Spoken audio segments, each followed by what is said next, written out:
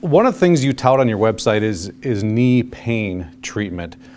What are some of the biggest issues? I mean, it seems like everybody knows somebody that's got knee pain. What are some of the biggest issues you see with that, and what can you do as far as treatments go? Well, the biggest issues I see, Scott, are typically a lot of people have osteoarthritis, or what they call bone-on-bone. You know, arthritis of the knee joint from overuse, years of standing, working physical jobs. And what happens is, as the knee starts to break down, it starts to compress, you know, the soft tissues, the meniscus, and with that comes pain. Bone spurs, you name it. So that's some of it. Other things are previous ligament tears. A big one we hear a lot about is, you know, football is ACL, MCL, PCL. And again, that's a lot of previous ligament injuries. For instance, I had a young girl last week, she tore her ACL, chose not to have surgery.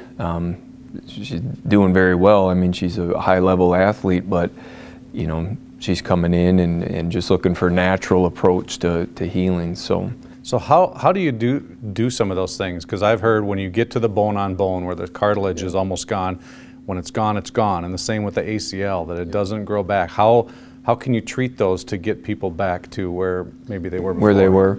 Yeah, and you're exactly right. There is a point, I tell patients, and Scott, where patients have let it go a little too far. There's patients that come in every month that we have to turn away because, I mean, I've had some patients have had upwards of 3-4 knee surgeries, you know, multiple. They've had a replacement that's failed, and they've had another, and that there's not much we can do at that point. Unfortunately, they're coming to me after the fact. Right. So, but regardless, you know, your ACL, this little ligament about this big, plays a critical role. It keeps your femur from shearing on your tibia when you stop. So if you don't have one, and you know, the reason I even do this is I tore my ACL.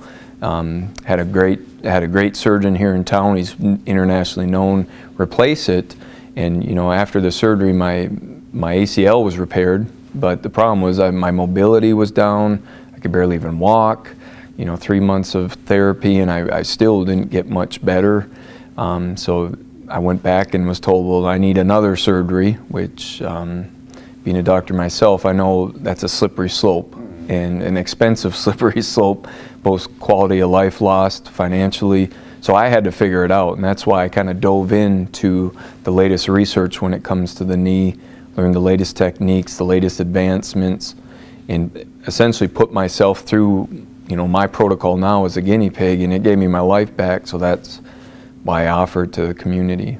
So. Talk about that protocol a little bit and what you do, because most people think chiropractor, they think just back. Yeah. So how do you help the knees? Yeah, so in chiro school we're taught obviously spine, you know, and the reason everyone thinks of pain, and the reason we can even help with pain is, you know, you feel pain in your body, you perceive it through your nerves, your nervous system. Your brain tells you, your back tells your brain that it hurts through a nerve. So our goal as chiropractors is to basically, think of us like mechanics for a car, but for the spine in any joint, really. In school we're trained how to analyze and you know, proper mechanics of any joint in your body. Just like on a door, or in a car, if your car's in alignment, it lasts like it should. Your tires last like it should.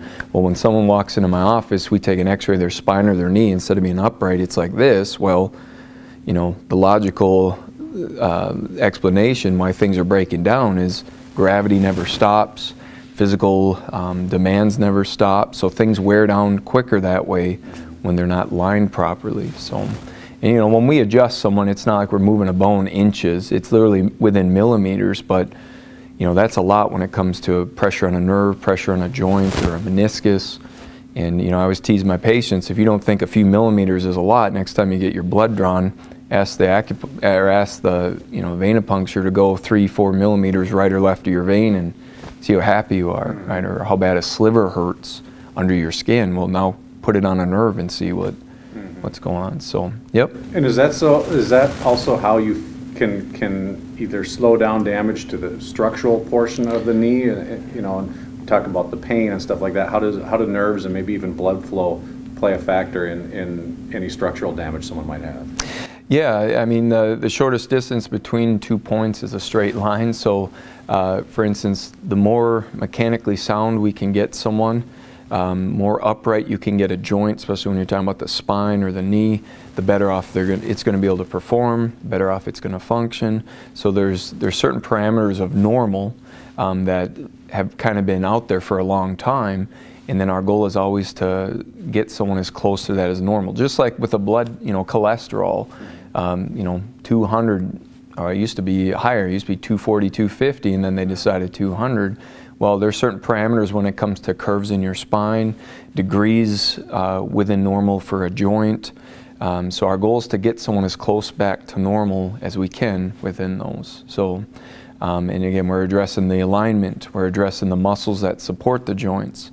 We're making sure the nerves that innervate your knee come out of your low back. Well, if there's damage here, we can work on your knee all we want, but until we free up the nerves here, you won't get the full effect. So our goal is to always look at the body holistically.